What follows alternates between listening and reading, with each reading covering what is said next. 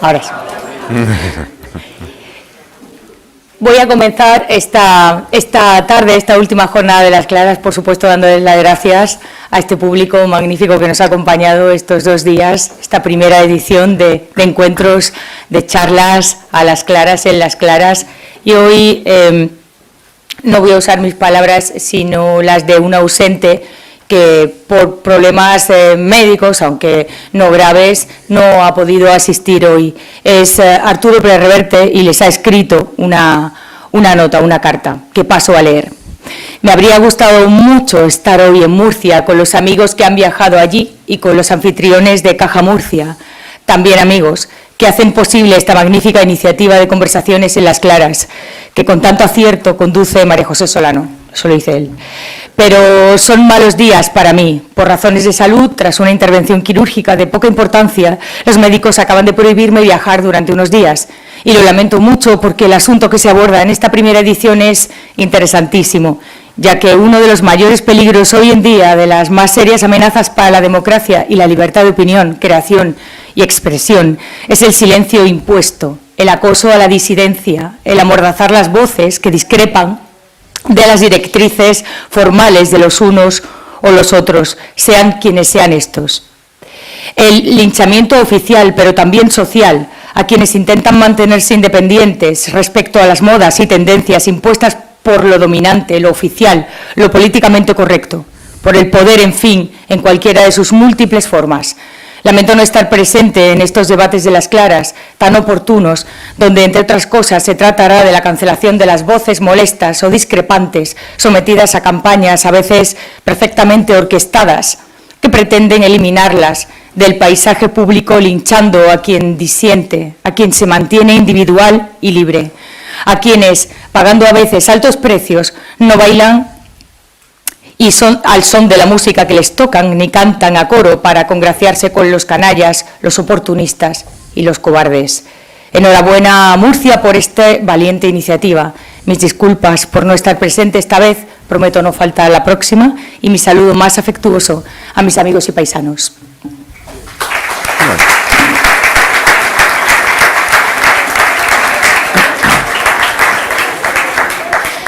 También enviamos un saludo a la periodista y CEO de Objective, uno de los medios digitales más importantes de este país, que es Paula Quinteros, que tampoco pudo estar ayer aquí, la sustituí hice lo que pude, aunque sustituir a Paula es muy difícil, pero también ella ha tenido un percance médico y se encuentra muy bien. O sea que, bueno, pues nuestro saludo, nuestro cariño a estos amigos. Empiezo hoy como ya es costumbre, como hicimos ayer, con las biografías breves de nuestros primeros ponentes, de nuestros primeros protagonistas. Jesús Calero es, como saben, director de cultura del diario ABC, es escritor y es otras muchas cosas que veremos aquí, es especialista en pecios hundidos, en barcos, en aventuras. Karina Sainz Borgo, amiga de Calero, periodista, compañera de ABC y amiga mía, dijo en una ocasión esto de él.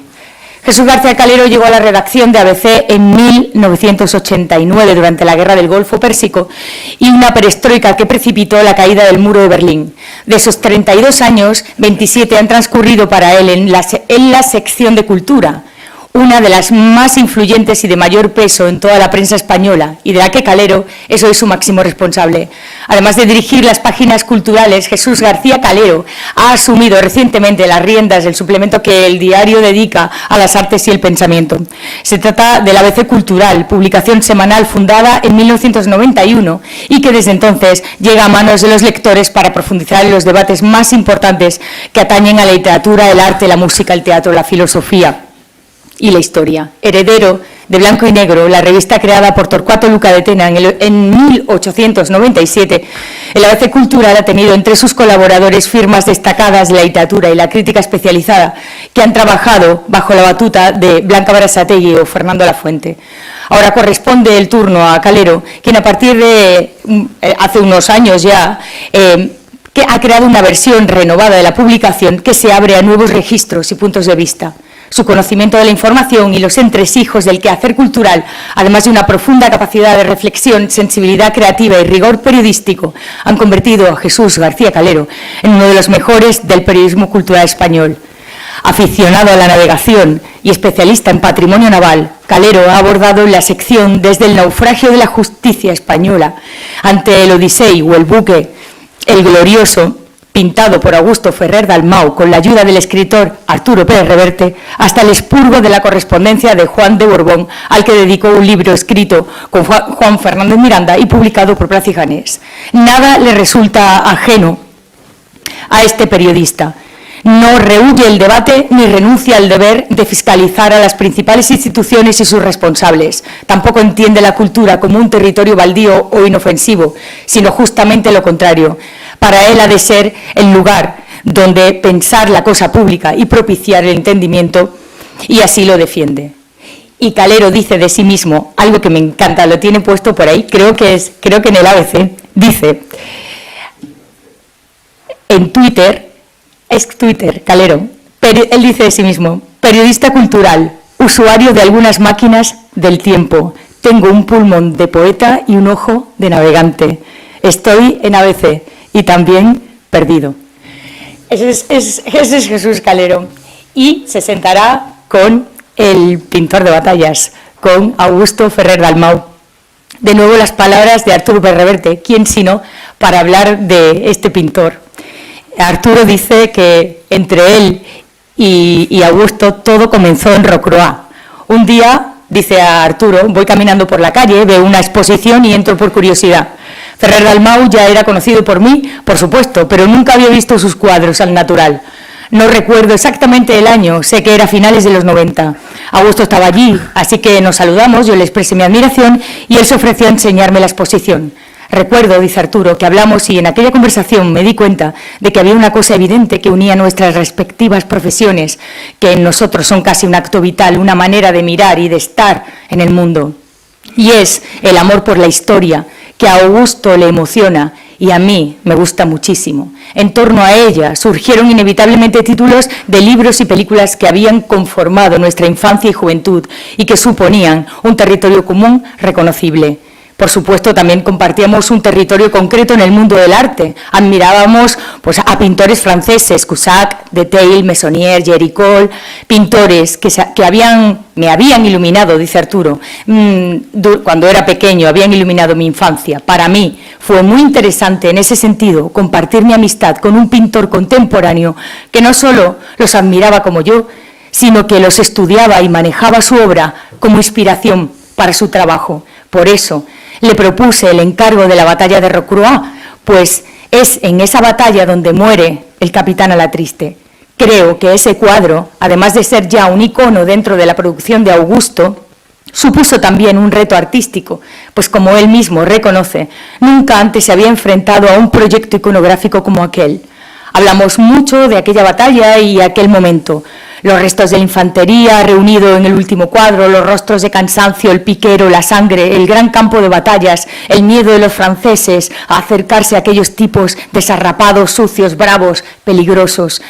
Fue, digamos, un proyecto intenso de documentación e incluso recuerdo en un par de ocasiones ir a su estudio a mirar la evolución de la pintura. Como detalle emocionante, no quiero dejar de recordar a aquel perro que terminó dándole el contrapunto al cuadro, el toque, digamos, melancólico. El canelo español abandonado, solo, leal, se convertiría en el famoso perro de Rocroi. Imagino, dice Arturo, que desde aquel magnífico cuadro de nuestra amistad se fraguó algo más que amistad.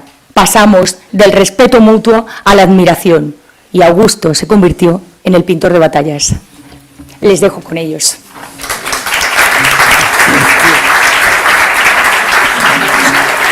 Muy bueno. Muchas gracias.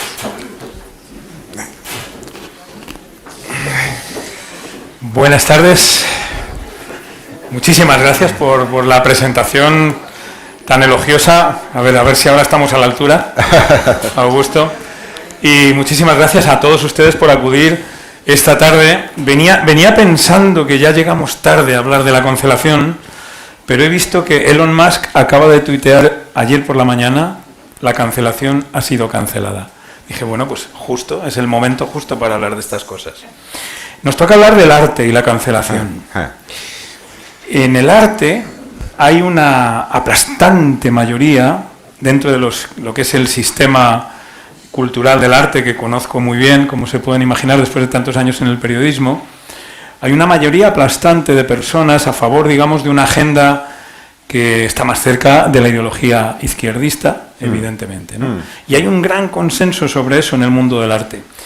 Se nota mucho en los temas, por ejemplo, pues el echar un poco, siempre poner el dedo señalando pues el colonialismo, el capitalismo, en fin, esta serie de temas obsesivos que parece que pueden explicar prácticamente todo, ¿no? Y leí hace poco un artículo interesantísimo en un medio americano que se llama Courage Media, que hablaba un poco de estos temas y me llamó mucho la atención lo que decía. Decía que al final, cuando hay un gobierno progresista, normalmente en el mundo artístico se sienten muy cómodos y parece que tienden a la regulación, a decir cuáles son los temas buenos, ¿no?, de los que se puede hablar. Y que, sin embargo, cada vez que hay un cambio de turno, empiezan los peligros de la censura. Yeah. Y claro, la mayor parte del arte contemporáneo vive de fondos públicos. Yeah. Y ponía el dedo en la llaga: ¿por qué se toma como censura una decisión administrativa de reducir o de retirar determinados fondos? Al artista no le están diciendo lo que tiene que contar o no tiene que contar, sencillamente es una decisión de gestionar con un apoyo mayor en unos aspectos o en otros.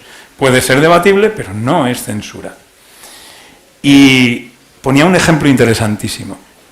Una de las veces que más llamativamente esto se hizo fue en el Reino Unido, cuando llegó Margaret Thatcher al poder. Retiró muchos fondos del Consejo de las Artes y claro, inmediatamente hubo unas enormes voces de que aquello era censura, etcétera, etcétera, pero bueno, ella era una señora pues muy rígida y siguió con su política. Y, curiosamente, hubo una joven generación de artistas que hicieron una de las carreras no solo más brillantes y más influyentes, sino también que dio más beneficio económico a los autores por su creatividad, porque hicieron cosas muy interesantes criticando las políticas de Margaret Thatcher. Es decir, que de alguna manera activó rincones de la sociedad que apoyaban a las artes, que eso es lo que suele ocurrir cuando hay una ley de mecenazgo, cuando se trata de pedir a la sociedad que dé un paso adelante para apoyar la cultura. Lógicamente, los actores culturales tienen que hacer cosas interesantes, y en ese caso lo hicieron. Y hubo una generación entera que acabó con los famosos Young Brit Artists, que son todos riquísimos, probablemente criticando cosas como el capitalismo, ¿no? Lo cual no deja de ser una ironía. Y estamos en estos tiempos en los que, como muy bien anunciaba María José en la presentación, pues vivimos envueltos en una cultura de la cancelación, que es lo que más se ha desarrollado en los últimos años, o en las últimas décadas, y que a mí me da mucho que pensar y que lucho mucho contra ella, porque al final cancelar no deja de ser querer imponer un futuro, claro, el que tú quieres, un futuro que no existe pero tú quieres que exista. O, en el caso de la historia, y vamos a entrar ya a hablar de tu pintura, borrar un pasado que no queremos que exista. Yeah. Y aunque existiera, no queremos que se hable de él. Y al final esto de decidirlo, cómo tiene que ser el futuro de una manera en contra de la realidad, o cómo tuvo que ser el pasado sin tener en cuenta la realidad, es lo que hacían los dictadores a través de la política. Y probablemente es lo que están haciendo algunos aprendices de dictadores a través de la cultura. Lo que es muy triste es que la cultura es un espacio muy sensible, porque en el momento en el que esto se impone a un creador es muy fácil que le surja el peor de sus demonios, que es la autocensura. Claro. Y a mí me gustaría que empezaras, aparte de saludando a nuestro público, contando un poco la experiencia que tuviste con un cuadro muy concreto, que fue el cuadro de la batalla de Covadonga. Probablemente ha sido el ejercicio de intento de cancelarte más brutal que has vivido, no es el único, pero sí es el que más, además es reciente, y a mí me gustaría mucho saber cómo se siente un artista que ve sometida a una obra que no es cuestionable, porque es un ejercicio de libertad, de documentación y de pericia artística, cuando de repente hay una turba de soldados a la obediencia de quien sea, que deciden que no puedes hacer eso, que eso no puede existir. ¿Cómo te sientes? A ver, yo vengo de una generación de los años 80, los 90, donde existía una libertad que yo no... Vamos, la mayor libertad que podía sentir cualquier persona es esa generación. Hacíamos lo que queríamos, nadie nos censuraba, no había ni buenos ni malos, podías estar con cualquier persona de cualquier ideología y ser amigo perfectamente. Ahora hemos entrado en una dinámica de o estás conmigo o estás contra mí. Vale, yo soy artista, yo jamás imaginé que por pintar un cuadro, sea el que sea, pudiese haber gente que criticara el cuadro. Pues te puede gustar o no te puede gustar, está bien pintado más tarde, pero la temática del cuadro. No hablamos de crítica artística. Hablamos de la temática del cuadro. Censurar un cuadro por una temática y a los niveles demenciales que llegó ese momento que dije, yo no me lo podía imaginar. O sea, llegué a dudar y decir, a ver, ¿qué he hecho yo mal? O sea, a ver, he pintado un cuadro, una escena de combate, es la batalla de Covadonga, es un cuadro que hacía 500 años que se debía. Todo el mundo me decía, oye, que hay que pintar el cuadro de Covadonga, que no se ha pintado nunca, llevamos 500 años, y dije, bueno, pues ya lo pinto yo.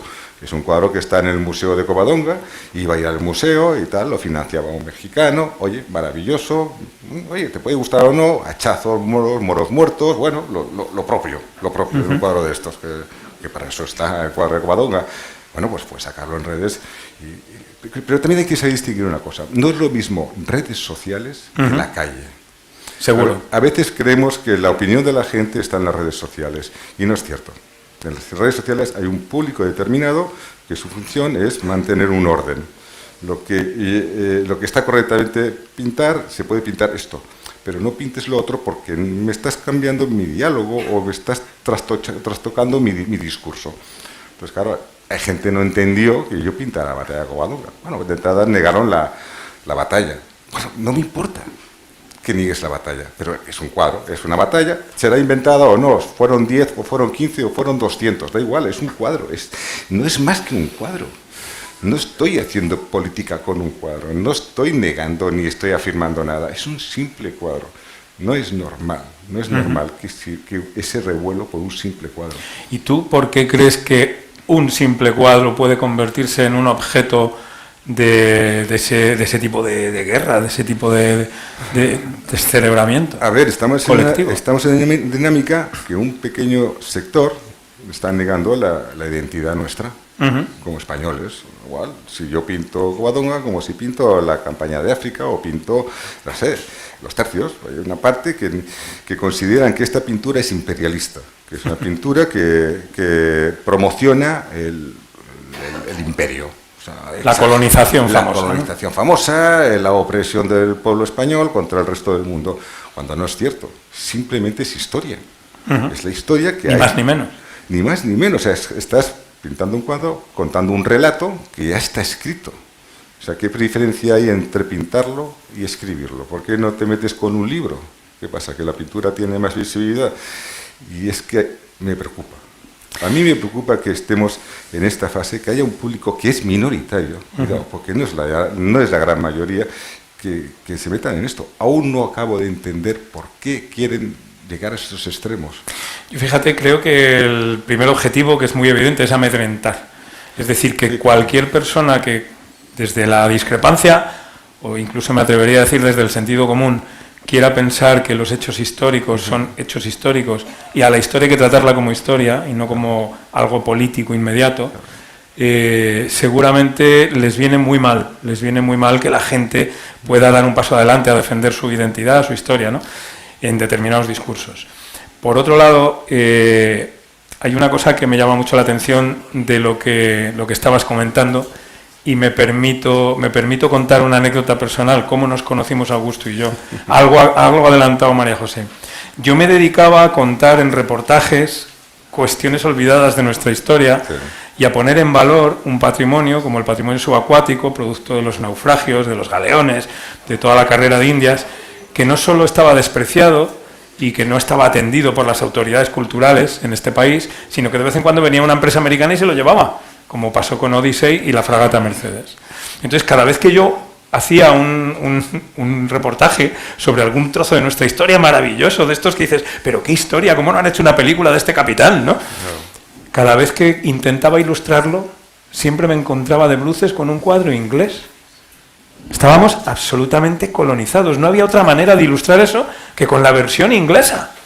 Hasta que conozco a Augusto y de repente veo que él está haciendo el álbum fotográfico de la historia de España con esos cuadros maravillosos en los que está narrada, con ese poder que tienes de narrarla con cada detalle, las batallas, el resultado, como pueda ser lo del glorioso. Pero tú fíjate, Jesús. Y de repente tenía tus imágenes. O sea, eso nos liberó de la colonización del arte británico. Pero ¿Es al revés? Es que España, por desgracia, la historia militar española, lo grande que tenemos la historia, es la menos pintada. Sí. Hay infinidad de países que tienen más cuadros de historia militar que nosotros, con nuestra gran trayectoria. Tenemos muchos cuadros aún por pintar de la historia de España. ¿Por qué? ¿Por qué el español es así? Quizás porque vamos desobrados, quizás porque no lo valoramos, porque nos consideramos, bueno, no tiene importancia, pero es real. O sea, entonces cuando tú quieres poner imágenes a la historia, te encuentras a un público que quiere clausurar esto. No interesa. Pero es lo que tú dices, es un grupo organizado, sistemático, pero muy minoritario. Yo creo que es un público que se deja llevar por la corriente. Ahora toca hacer esto, pues esto. Mañana toca hacer otra cosa. Creo que no son personas que no tienen un criterio claro de por qué hacen eso. Yo, como tengo cierto amor a los datos por profesión, he de decir que cuando hacemos una historia buena que tenga como base un episodio histórico y sobre todo si está ilustrado con un cuadro de Augusto, esas piezas en la web de ABC, donde tenemos métricas, como es lógico, son más vistas que los partidos de fútbol.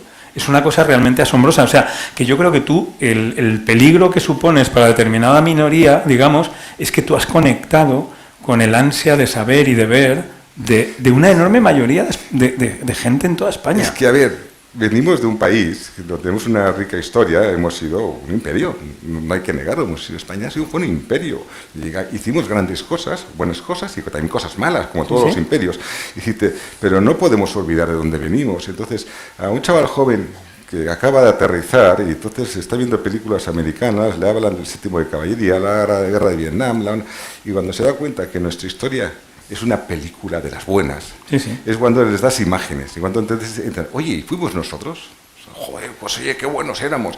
Les estás dando un sentido de orgullo.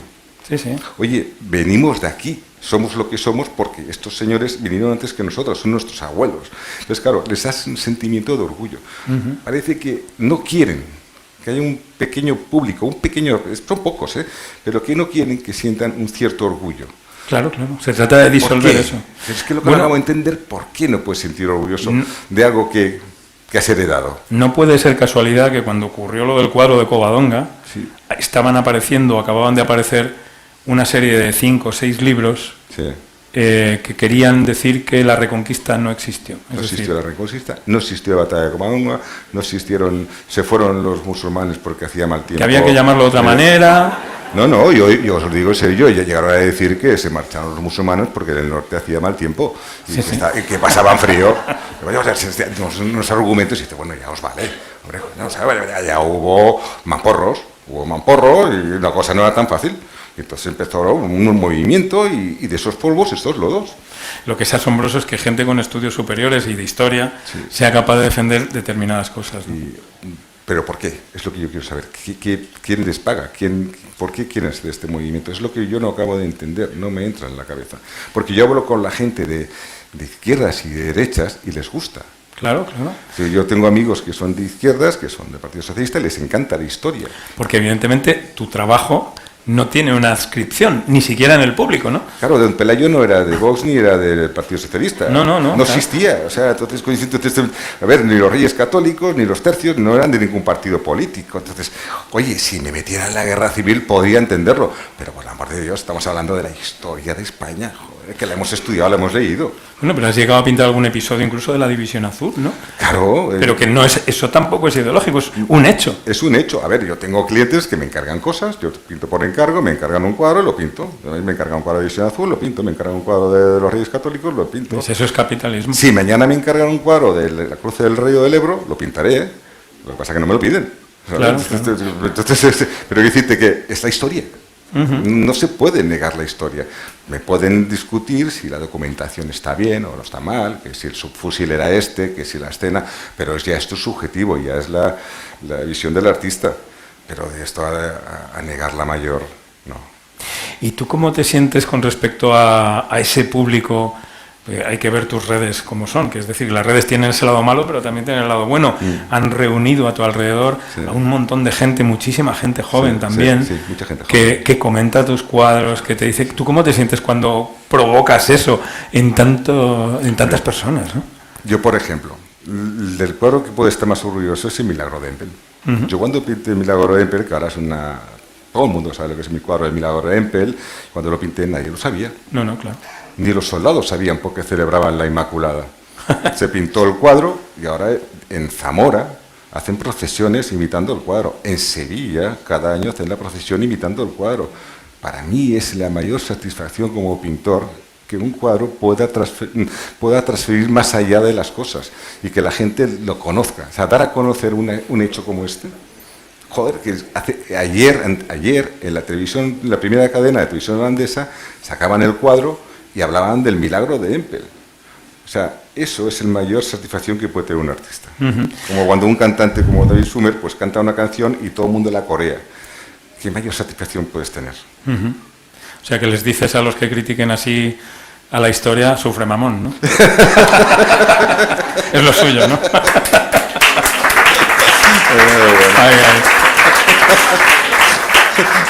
Mira, hablando de esa época, estabas hablando de los años 80, bueno, lo tenemos un poco mitificado porque quienes fuimos jóvenes en esos años sabemos sobre todo que el romper un límite, que el rebelarte contra algo, joder, daba prestigio, estaba bien visto. O sea, tú ganabas algo si no eras un conformista, si no hacías coincidir toda tu aspiración pues con un discurso muy asentado, ¿no?, en el poder, ¿no? A ver, si yo en los 80 fui rocker, claro, imagínate, y me expulsaron de 2 colegios, acabé en la Academia Alpe, o sea, era un gamberro, pero dentro de las líneas era un inconformista, todos nos rebelábamos, pero dentro de un orden, o sea, no íbamos contra alguien porque pensaba diferente a mí. Todo lo contrario, te reunías con ellos y debatías, ¿no? Debatías o simplemente, oye, tú sigue tu camino y yo el mío, pero yo no me iba contra ti, porque no pensaras como yo. Y, joder, estaban los mods, estaban los rockers, estaban no sé qué más, las tribus diferentes de aquella oferta que eran unas tribus. Y teníamos también a nuestro vaquilla, a nuestro torete, o sea, era un mundo donde, oye, y convivíamos, y yo de verdad esa libertad no la veo ahora en mi hijo. No la veo en la nueva juventud. Éramos súper libres. Además, sobre todo por dentro, yo creo que los chavales ahora mismo es que no saben realmente qué pueden decir o qué no, si no coincide con determinados discursos. Bueno, ahora viven en un mundo esclavo de redes sociales, en un mundo de móvil, en un mundo de youtubers. Nosotros no carecíamos de esto. Pero hay un fenómeno que a mí me gusta mucho, porque yo creo que tiene mucho que ver con una parte de tu éxito. Lógicamente, en aquella época éramos un poco rebeldes frente a lo que era el poder, ¿no? Sí. Y hay gente que se ha acostumbrado a estar en esa pelea continua frente a aquello que era el poder entonces, y no se han dado cuenta, y a lo mejor tenemos que decírselo, que ellos han llegado al poder en el arte, al poder en la política, al poder en muchos sitios, en todas las industrias, en la sociedad, pero siguen con una retórica de que van en contra del poder, ¿no? Y entonces son unos impostores, porque es un discurso desde el poder que critica a quien quiera criticar al poder y le dice que no, que el rebelde auténtico es esa persona que está en el poder. Se ve en todos los sitios, podría poner 1000 ejemplos, pero a lo que voy. Ahora mismo estamos viendo en Madrid, por ejemplo, que lo punk, lo underground, es, entre los jóvenes, ir a los toros. ¿Ah, sí? Claro. ¿Por qué? Pues porque lo están prohibiendo, porque están hablando siempre mal de ello los que están siempre con el discurso que está en el poder. Claro. Y te dicen, no, esto porque es sufrimiento animal. Oye, que un respeto a quien tenga todas esas ideas. Pero evidentemente hay mucha gente joven que ha conectado y ahora mismo en la Plaza de las Ventas, después de cada corrida, hay una verdadera fiesta juvenil, con música, con copas, etcétera. Un ambientazo. Y yo creo que tiene que ver con esto. Y me da la impresión de que tú has conectado también con esa especie de nueva rebeldía frente a un discurso que viene del poder. Cuando más te metes con un joven y más le impones, más se revela. Si tú quieres bloquear algo, lo que tienes es que no meterte con eso. Déjalo que fluya. Ya desaparecerá solo. Pero si te metes con ese movimiento, eso, lo que hará es respetar una rebeldía, sobre todo a la gente joven, que para eso son los jóvenes, rebeldes. Tú les quieres imponer una cosa y te harán lo contrario. Y es que es lo que está ocurriendo en este momento. Hay un toma y daca, o sea, un efecto reacción, que es lo que está ocurriendo en este momento. O sea, la juventud, pues, yo lo veo por mi hijo, que es nada que está en esta línea, estaba en contra de todo lo que está pasando ahora. O sea, pero aparte, hablamos de nuestra generación, pero los que gobiernan ahora somos nosotros, somos nuestra generación. O sea, nosotros que hemos vivido la mayor libertad de la historia de España, estamos creando ese movimiento que es represivo quizás, o incluso proteccionista también hasta cierto punto. Somos nosotros culpables. O sea, nosotros que hemos heredado la mayor libertad de España, estamos creando esto. Somos los que estamos gobernando, somos nuestra generación. Sí, sí, están en el poder en todo, en todo. Por eso te digo, no venimos de ninguna represión, venimos de un estado de superlibertad y somos los que estamos creando esta propia represión. Es alucinante. ¿Y tienes alguna idea al respecto de por qué estamos fallando tanto como generación? Yo creo que tenemos demasiada información. O sea, yo cuando era jovencito iba por la montaña, me tiraba por un barranco, cogía una barca de motor y no sé qué y tal. Nos han dado demasiada información a los padres. Hemos creado un proteccionismo quizás exagerado. Nos llegan, tú no te enterabas que un chaval se caía en una montaña, ahora te llegan redes sociales. Ostras, cuidado, no hagas esto, cuidado, no hagas lo otro, toma el móvil, quédate en la televisión, te pongo la Play. Hemos creado unos chicos cómodos, no arriesgan, no tienen la aventura, están sentados. Nosotros somos culpables. Yo veo también mucha desorientación, estamos un poco como que hemos perdido la brújula. Ha habido hoy una noticia que poco antes de venir aquí la he visto y me ha llamado mucho la atención. Ha habido unos activistas, que últimamente la palabra activista parece es como que es sagrada, ¿no?, de Greenpeace en este caso, que han ido a 3 museos, al Arqueológico Nacional, al Arqueológico de Almería y no sé si al de la Evolución Humana en Burgos, y han pegado como si fuera una obra de arte una piedra con una especie de pintura rupestre para defender la agricultura familiar, que es encomiable, defender la agricultura familiar, ¿cómo no? Pero, ¿por qué un museo para reivindicar eso? Y eso me ha recordado a los famosos atentados que hemos vivido y que tú como artista me gustaría saber cómo lo has vivido, cuando le lanzan una tarta a la Gioconda o le tiran sopa a un Van Gogh o unos idiotas, porque son unos idiotas criminales, se pegan en los marcos de la maja vestida y la maja desnuda. Es que me parece una pasada, esa pasada. Son estas personas que se envuelven en la bandera de la libertad, de la tolerancia, de la democracia, y en el fondo son unos tíos peligrosos activistas. Son unos delincuentes, ya está, no hay más. Si quieres darte publicidad, ponte delante del cuadro y date con un martillo en los huevos. Y entonces, en ese momento, la gente aplaudirá y serás la hostia de bueno. Pero no te pegues en el cuadro, joder. O déjalo pegado en el cuadro toda la noche, no le quites la mano, déjalo enganchado ahí en el cuadro y que pasen 2 o 3 días y se queda ya, oye, ¿qué debes de beber? Y a ver cuál es pero es que es llamar la atención y encima estropear la obra de un artista. ¿Quién te crees que eres tú? Ese es el asunto. ¿Quién te crees que eres tú para estropear la obra de un señor que ha creado algo? ¿Con qué moral? ¿Con qué...? O sea, estás deslegitimando, ¿cómo se llame? Deslegitimando tu mensaje. Sí, sí. Lo estás haciendo trizas. Yo creo que has dado una clave que es a mí que me parece precioso. Se envuelven en una bandera de libertad y lo que son liberticidas. Sí, son liberticidas. Es decir, te están diciendo lo que sí puedes y lo que no puedes. Totalitarios, pensar. absolutamente totalitarios. O sea, a mí se envuelven en una bandera de democracia y lo que te están es destruyendo el legado del patrimonio que sostiene nuestra convivencia, porque es que las majas son eso. Las majas son algo que hemos recibido y que debemos legar. Claro. Cualquier obra de arte es eso y debemos cuidarlo. Entonces llegan estos indocumentados. Claro, ¿qué te crees que eres tú para estropear la obra de un señor, de un creativo? ¿Quién te crees que eres? ¿Y cómo es posible que quienes están en el poder, una vez más, de nuestra generación, piensan que estos pobrecitos merecen comprensión? Yo creo que calculan mal sus barómetros. Yo creo que si viesen quién lo que piensa la gran mayoría de la gente, no apoyarían a esta minoría, porque estas son minoría. Yo no conozco, y mira que me muevo y conozco mucha gente, no conozco a gente así. La gran mayoría somos los que estamos aquí, gente normal, que nos gustan las cosas normales, no queremos excentricidades, ni nos pegamos en un cuadro, ni saltamos sobre gente normal. Entonces yo creo que, es lo que te he dicho antes, las redes sociales es un número de personas, pero representa un porcentaje muy bajo de la inmensa mayoría.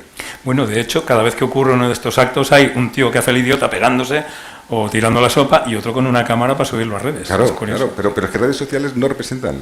Yo conozco mucha gente que no tiene redes sociales, y de muchas edades, y los chavales jóvenes no entran en Twitter. El chaval joven de 22, 23, 25 años no tiene Twitter, ni le importa un pepino. Está con su youtuber de turno que le está hablando de otras cosas. O sea, quizás damos demasiada importancia a un Twitter o a un Instagram que representa una población muy diferente a lo que está en la calle. Es que quizás los medios tendríamos que enfocarnos más en el resto de la gente. O sea, no lo basemos tanto en las redes, que no son tan reales, como parece. Oye, y en el sistema artístico, digamos que la mirada hacia la historia, esto que comentabas al principio, yo creo que en el siglo XIX hay una gran pintura histórica, evidentemente, ¿no? Se pone mucho énfasis, probablemente es el periodo histórico el que explica el porqué.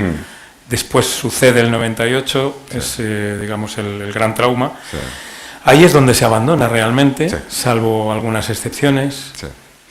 Y no vuelve prácticamente hasta que apareces tú. A mí me gustaría que me hablaras de esa especie de elipsis. Es que es normal.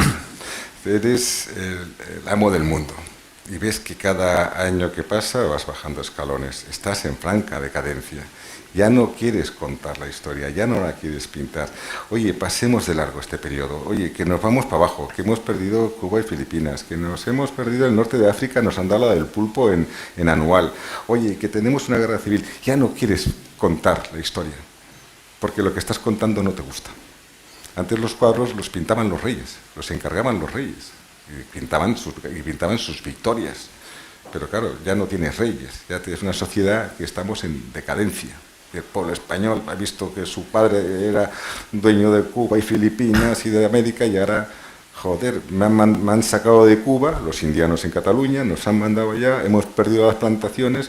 Oye, ¿yo estoy para pintar cuadros de todo esto? No. El heroísmo, sí hemos perdido. ¿Cómo vamos a ser héroes si hemos perdido? Cuba, los de Cuba y Filipinas, nadie se acordó de ellos. De hecho, uno de ellos murió de hambre. Porque fueron muy valientes, pero perdimos. En España las derrotas no se perdonan. Fue una victoria moral solamente. Sí. En España las derrotas no perdonamos. Y tampoco nos gusta perder. Estás en una guerra civil, pierdes una guerra civil y no aceptarás jamás la derrota. Yo como carlista perdí 3. Pues fíjate, y jamás la aceptaré. Sí, me parece muy bien que prediques con el ejemplo. Claro, entonces cuando pierdes una guerra, el español no acepta las derrotas tan fácilmente. Ya pasa a todos los niveles. En la política, en las elecciones, en el fútbol. O sea, tienes del Real Madrid y pierdes, no aceptas. La culpa fue del árbitro, la culpa fue del otro, menos la tuya. Del árbitro, efectivamente. Y entonces, lo del carlismo fue la culpa del árbitro. Sí, no te quepa ninguna duda. Estoy convencido de ello. Un penalti. Oye, lo que es muy curioso es que justo esto que estabas contando, cuando se apaga todo eso, coincide con uno de los momentos de mayor hervidero artístico en España. Está Picasso, está Dalí, está Juan Gris. Es impresionante que ninguno pudiera volver. Es verdad que coincide también con las vanguardias, las capitanean, el surrealismo, el cubismo, todos los ismos, ¿no? Sí, perdimos a ver, la pintura evolucionó, el siglo XIX fue, la pintura francesa del XIX fue la última, sí que fue la guerra franco-prusiana, Detaillé, Meissonier, luego ya cambió el estilo pictórico, ya la gente cogió otro movimiento, la pintura de ese momento no te prestaba a pintar cuadros de escenas de batallas o escenas históricas, ya estaban en otro movimiento. ¿Y estás al tanto de los últimos ismos que propugna el arte contemporáneo? No, cuéntamelo. Pues he estado yo repasando y había uno que era el descolonialismo, el indigenismo, el superfeminismo y me parece una gran colección esa, no sé de qué. Yo, a ver, y si no estás ahí, te cancelan, ¿no? Digamos. A ver, yo no estoy en la línea del mundo del del arte, de hecho no estoy ni en la Real Academia de la Pintura, ni tampoco voy a Arco, yo estoy en otra dimensión de lo que es el mundo del arte. Para mí el arte no es una herramienta para poder contar algo, cuento una historia, yo pinto para contar algo, no para que sea bonito o sea feo, o sea, lo uso como un escritor que escribe una novela, pues yo escribo un cuadro, entonces yo creo que me salgo de esta corriente. Yo quiero contar algo que la gente lo entienda, lo vea y no tenga que explicarlo, lo ves y tal. Entonces yo estoy muy desconectado de la pintura actual. Fíjate que me da la impresión de que los pintores toda la historia han tenido el motivo que pintaban, ¿no? El motivo que elegían, y últimamente parece que lo que tienen es causa, ¿no? Y la causa se puede, yo en literatura lo veo más claro, probablemente porque lo he trabajado un poco más, entre comillas, que cuando una pluma se pone al servicio de una causa, lo que pierde es la literatura. Claro. ¿O sucede lo mismo en la pintura? Cuando la pintura se pone... Porque ha habido causas enormes, porque imagínate el arte ruso de la época soviética o el muralismo mexicano, ¿no? Es un arte que está puesto al servicio de una causa, de una nación en marcha, de una causa política, y sin embargo tiene grandeza, pero se devora luego porque, claro, no envejece bien. No, emborracha. Tú pintas el antiguo régimen y pintabas cuadros del antiguo régimen, es una pintura que no envejece bien, porque representa un movimiento. Entonces la gente identifica al pintor ese con ese movimiento político. Entonces jamás estará bien visto. O simplemente estás aburrido de eso. Caes junto con ese régimen, cae tu pintura. Entonces lo bonito es pintar algo que no se pudo fotografiar en su día. Entonces para mí la pintura es una herramienta, es un poder transmitir y pintar algo que no se puede fotografiar. Entonces tiene un sentido para mí. Me gusta que digas eso porque luego está cómo te documentas. Es que claro, están los uniformes, están las heridas, la cura de la época. La mitad del cuadro es documentación. Entonces yo cuando era pequeño leía los libros, me contaban historias, pero me faltaba la fotografía de al lado.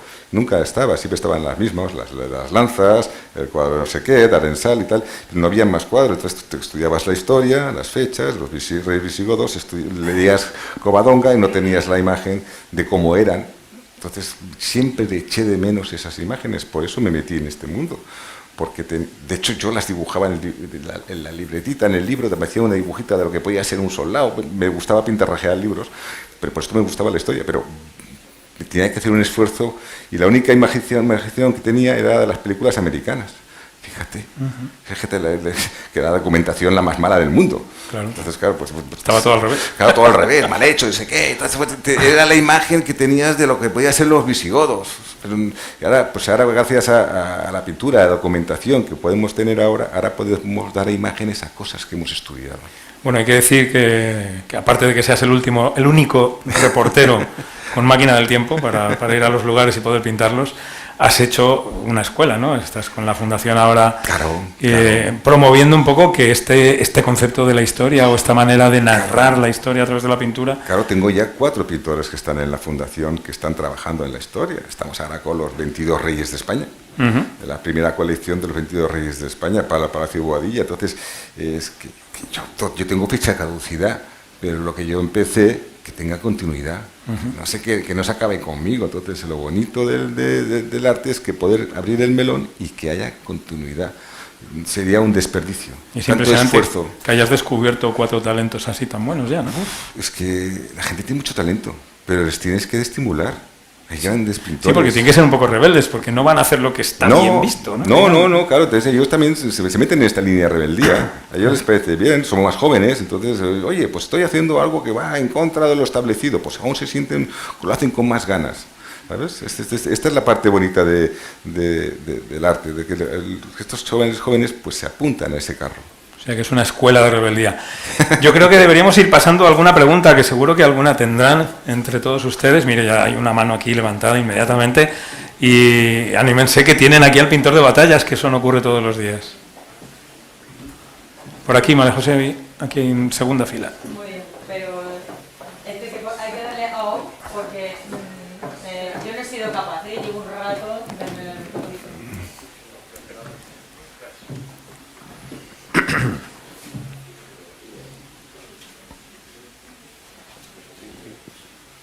Sí.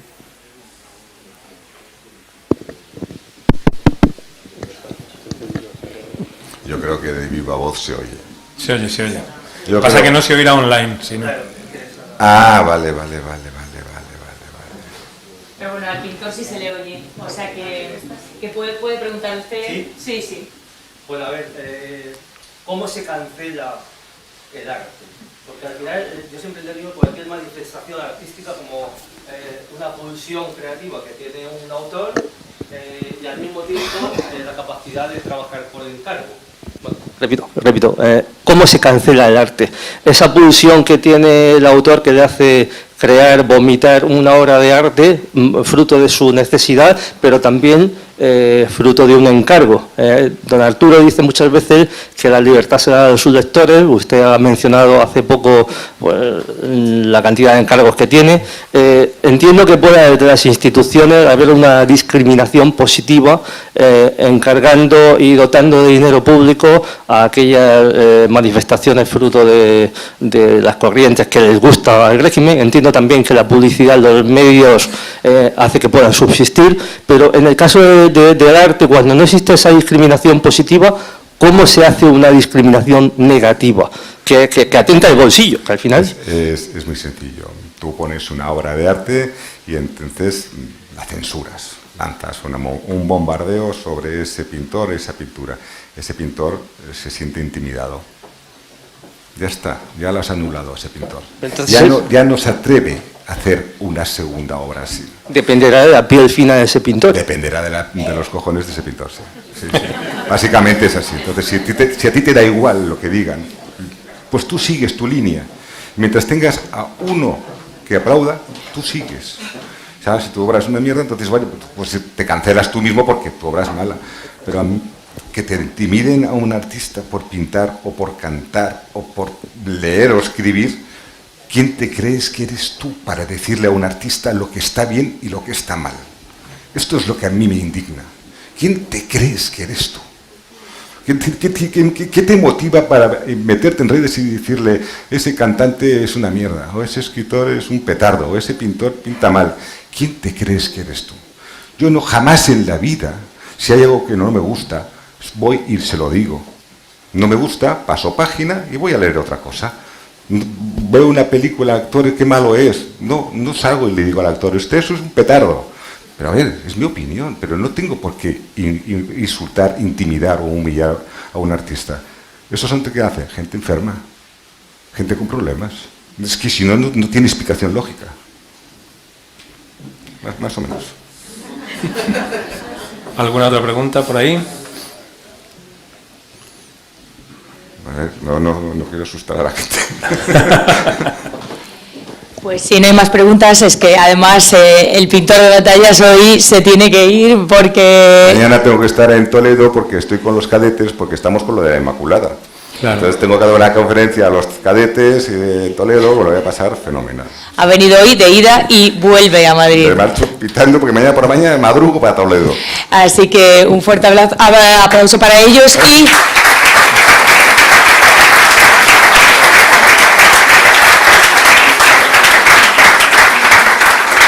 Nosotros seguimos con los siguientes ponentes, con nuestros siguientes invitados, sin solución de continuidad. Nos quedamos porque vamos a convertir la tarde en una sesión continua. Y mientras se microfonan, pues pueden aprovechar unos breves minutos para ir al baño. Pero estamos aquí enseguida. 2 minutos y medio. Buenas tardes a todos. Me recuerda cuando daba clases a mis alumnos en la universidad. Esperaba así, pero nadie se callaba. Muy bien, gracias a todos. Vamos, nos ha sabido a poco, pero Augusto nos pidió por favor que tenía que volver a Madrid, que no podía perder el tren. Y por eso hemos sido quizás un poco más ha habido menos preguntas, ¿no? Bueno, el broche de oro de estas jornadas, como no podía ser de otra manera, lo cierra a una de las personas más... Yo aquí lo siento, pero no voy a ser objetiva, lo siento. a David Summers, pues a David Summers lo hemos adorado varias generaciones, yo me incluyo en todas las generaciones posibles. Cuando lo conocí, yo lo conocí pues cuando lo vi por primera vez en la tele cantando y me enamoré de él como nos enamoramos pues todas esas generaciones a las que yo también pertenezco. Y con el tiempo y el azar me permitieron hacerle una entrevista, gracias precisamente a Ferrer Dalmau, todo se concatena a veces de forma maravillosa. Y aquella tarde, aquella primera entrevista, pues salió pues de esa charla una entrevista larga y una amistad singular. Existe una canción que nunca puede faltar en cada fiesta. Se trata de Devuélveme a mi chica, de Hombres G. Y ya aterrizamos al tema que nos trae hoy aquí. Un tema musical de desamor que mucha gente corea con alegría y entusiasmo. Sin embargo, su letra no había sido cuestionada desde 1985, año en que fue lanzada, hasta hace poco en un programa español, donde la presentadora dijo algo así como: eso de devuélveme a mi chica también está muy mal, porque las mujeres no somos como un bolso de devolverlo, ni prestarlo, ni robarlo. La letra, decía esta señora, ha envejecido mal. Cabe señalar que esta canción también es conocida como Sufre Mamón, pues es la frase que más se repite en el tema. Entre los comentarios de Twitter, que por supuesto no se hicieron esperar aquel día, se dividieron las opiniones. Y estos fueron algunos de los mensajes que he recopilado y que pudieron leerse entonces y siguen estando por ahí. Algunos decían: fácil, porque en su momento fue lo que fue, pero en el año 2022 hemos progresado y se pone de manifiesto que ya no sirve. Otros decían: la canción no ha envejecido, idiotas, sigue igual de fresca que hace 40 años, lo que envejece continuamente es el postureo woke. Y también decían: todas las personas que usan woke en una manera despectiva o un insulto están al lado equivocado de la historia. Tal vez tuviera mucha razón al respecto. David es vocalista de Hombres G, causante de grandes canciones, letras inolvidables, algunos centenares de miles de corazones rotos en todo el mundo, y 2 o casi 3 generaciones que han crecido con su banda sonora en el cassette del coche, y otra generación que lo hace ya escuchándolo por redes sociales. Sigue siendo el chico de la barra del bar de moda, el de los conciertos multitudinarios en España y en América, el de los besos en la playa y los pósters, o lo que se ponga ahora, en las habitaciones. Tiene un talento desbordante del que su padre, el legendario Manolo Summers, siempre se sintió orgulloso y se seguiría sintiendo. Y es, además, y eso lo digo yo, una de las mejores personas que he conocido nunca.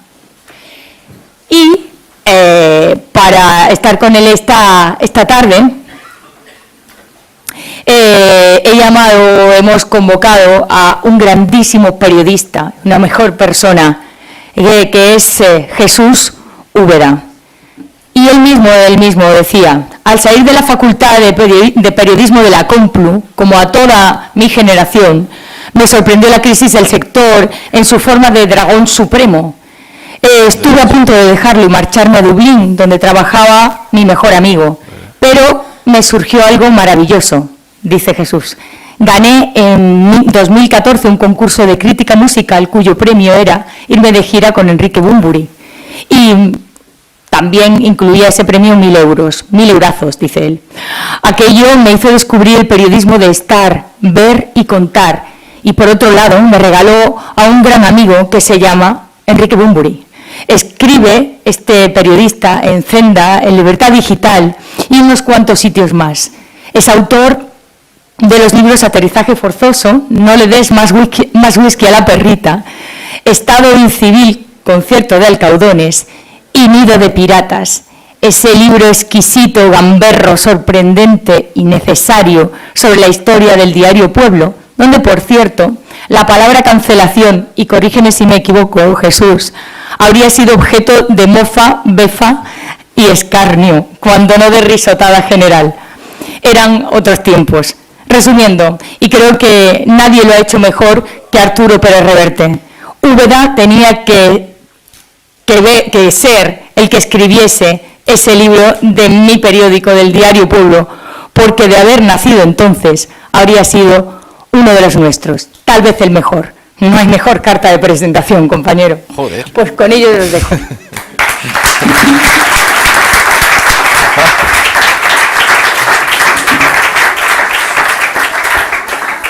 ¿Eh?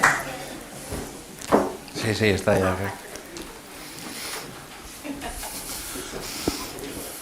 Hola. Ay. Buenas tardes. David revuelve huevos en Venecia, asfalta los caminos del placer, combate con su roca la inclemencia, tatúa con 3 hombres una G. Cruzado del amor sin penitencia, tan artista, compadre y paladín, tan pintor de sonrisas, tan esencia, tan Rowland, tan presente, tan Christine. Ay. El guardián de los bailes por llegar encierra la nostalgia en un asilo repleto de cenizos de ocasión, mientras que anima a visitar su bar a las ardientes chicas cocodrilo que se derriten con su mamón. David, ¿eres un hombre libre? Sí, sin duda, sin duda. Bueno, antes de empezar quiero saludar a todos. De verdad que es un placer para mí volver a Murcia siempre. Yo creo que es la ciudad donde más veces he venido a tocar desde los años 80 y siempre he sentido el cariño de esta ciudad enormemente, siempre estáis en mi corazón. Pero contestando al amigo Jesús, que me has dejado impresionado con este maravilloso poema, te diré que sí, soy libre. Mira, yo no tengo manager, no tengo compañía discográfica. Nosotros somos 4 amigos que conservamos una amistad de casi 50 años. Yo creo que pocas personas pueden decir tengo este amigo desde hace 50 años y le veo casi todas las semanas, desde hace 50 años, ¿no? Ese es el caso de los Hombres G, que éramos unos adolescentes que empezamos hace 42 años ya y que hemos estado siempre unidos por nuestro amor a la música, por nuestra ilusión por hacer cosas y eso es la fuerza y la energía que nos ha mantenido juntos siempre y haciendo lo que queremos. En este momento de nuestra vida, quizá el mejor de toda nuestra carrera, y eso que ha sido una carrera absolutamente impecable, gracias a nuestro público.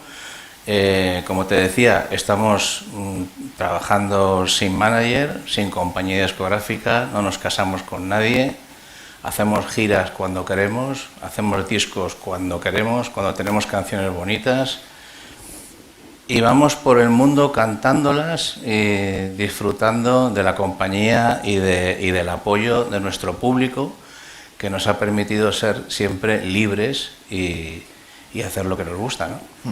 ¿Qué debiera ser un artista libre, en tu opinión? Bueno, en mi caso, yo no me caso con nadie, no pertenezco a ninguna pandillita, ni a ningún gremio, ni a ningún tipo de afiliación política, y eso me permite hacer lo que quiero. ¿Qué tal te llevas con la palabra subvención? Fatal. Fatal porque no he tenido una subvención nunca en mi vida. Mira, mi padre, que era un tío muy sabio, siempre me decía, y perdón por la grosería, mi padre era un poco grosero igual que yo, me decía siempre, mira David, hagas lo que hagas, nunca pongas ni la mano ni el culo en tu vida. Y yo eso lo he llevado a rajatabla toda mi vida. Nunca he pedido nada ni me he dejado doblegar por nadie. Y eso de alguna manera se paga, porque por eso a los Hombres G pues no nos han dado tantos premios de la música, ni nos nominan a los Grammys, ¿ya? Porque no estamos en el sistema, digamos, ¿no? Hacemos la guerra por nuestra cuenta, tenemos siempre el apoyo del público, que es lo que nos mantiene en pie siempre, y por eso estamos siempre eternamente agradecidos. Ese precio, que no es exactamente lo mismo que valor de la libertad, es más caro hoy que hace 20, 30, 40 años? Bueno, yo creo que siempre ha sido así. Siempre digamos que la gente tiene miedo de que lo cancelen, tiene miedo de que le den de lado, ¿no? Y entonces procura meterse pues en ciertos gremios de influencia, en ciertas... no es nuestro caso, o sea, no es el mío, o sea, yo siempre he sido un perrito sin amo y ya cuando empezamos en la movida, en la época de la movida madrileña, en los años 80, principios de los 80, nosotros no queríamos ser de la movida madrileña, nosotros no queríamos ser como esos tíos que que iban vestidos como si fuera Halloween todos los días. Y luego cuando llegamos a América fuimos pioneros de lo que ellos llamaban el rock en tu idioma, ¿sabes? El rock en tu idioma, el rock en español y tal, ¿no? Unos grupos pioneros de la corriente del rock español. Nosotros siempre quisimos salirnos de todos los movimientos, porque yo, que soy un gran fan de los Beatles, decía, bueno, los Beatles nunca fueron de un movimiento, ¿sabes? De un movimiento beat y no sé qué, no, los Beatles eran los Beatles y luego los demás, todos esos, eran de un movimiento, que era gente que copiaba a los Beatles, ¿no? Entonces nosotros siempre hemos querido ser como los Beatles, siempre hemos querido ser distintos y siempre hemos querido pues no depender de esas cosas, ¿no? Depender de esas cosas también un poco a raíz de lo que estaban hablando antes Jesús Calero y Augusto Ferrer Dalmau. Estamos hablando en libertad, de la libertad en Occidente. Yo soy de los que piensan que la libertad, no voy a decir que esté para ser trasladada a cuidados paliativos, tampoco creo que haya que exagerar, pero sí digamos que tose y cuando se pone el pañuelo tiene gotitas de sangre, ¿no? No digo que haya metástasis, pero la mejor de la salud no la tiene, ¿no? Estamos así porque Occidente, España, en fin, porque esto en Irán no pasa, ¿no? Nos hemos acostumbrado tanto a vivir en libertad que por eso la estamos descuidando. Puede ser, pero yo creo que no hemos llegado todavía al punto de la cancelación real, ¿sabes? De que nos prohíban hacer cosas. Estamos en el punto de que la gente tiene miedo a hacer ciertas cosas porque tiene miedo de que le pongan a parir. Tiene miedo de que le señalen, porque ahora está muy de moda el señalamiento, ¿no? El señalar a este y al otro, ¿no? ¿Qué quieren con eso? Pues quieren que esa persona cuando vaya por la calle la gente les mire y les insulte, ¿no? Y les mire mal. Pero realmente nadie te prohíbe hacer nada, o sea, no hay nada que esté realmente prohibido, ¿no? Sí, no, porque se han retirado novelas de James Bond, Pancho. Y tú te vas a Disney Plus. Pero es porque las editoriales han cedido a esa presión, ¿sabes? Por supuesto. Si no hubieran cedido, no se hubieran retirado. Pero es que ceden, macho. O sea, no han venido unos militares y han quemado las novelas de James Bond. No, han hecho una presión bestial que el editor ha sido frágil y débil y ha dicho, retiramos la novela, ¿sabes? O sea, ¿entiendes? Es como, a mí me dicen, por ejemplo, ¿no? Que si voy a cambiar la letra de algunas canciones, sí. Voy a cambiar en la vida una coma de lo que he escrito, ¿sabes? Nunca en la vida. O sea, si hiciera eso, sería como reconocer, ay, sí, es que en los años 80 yo no sabía lo que hacía, entonces, perdón. O sea, por favor, o sea, yo he escrito siempre lo que he querido y siempre lo voy a hacer. Lo que pasa es que sí es verdad que nunca en mi vida he escrito nada con la intención de ofender a nadie. Y entonces eso lo voy a seguir haciendo. Voy a seguir escribiendo intentando no ofender a nadie. Entonces, si es verdad que si ahora escribes una línea y tal y piensas, joder, a lo mejor esto puede sentar mal a esta gente o a este otro, ¿no? Pues no lo hago. Pero es que eso lo he hecho siempre. Eso lo he hecho toda mi vida. Antes decía María José que ha habido generaciones que te han escuchado en el cassette y hay otras que te escuchan en redes sociales, en YouTube, Spotify, etcétera. Hay una plataforma de contenidos que se llama Disney Plus, los cursis dicen Plus, en la que cuando tú vas a ver, y si la tienen pueden hacer la prueba, cuando se va a ver, por ejemplo, Peter Pan y los Aristogatos, sale una advertencia de cuidado, van a acceder a un contenido ofensivo, con estereotipos raciales, etcétera, etcétera.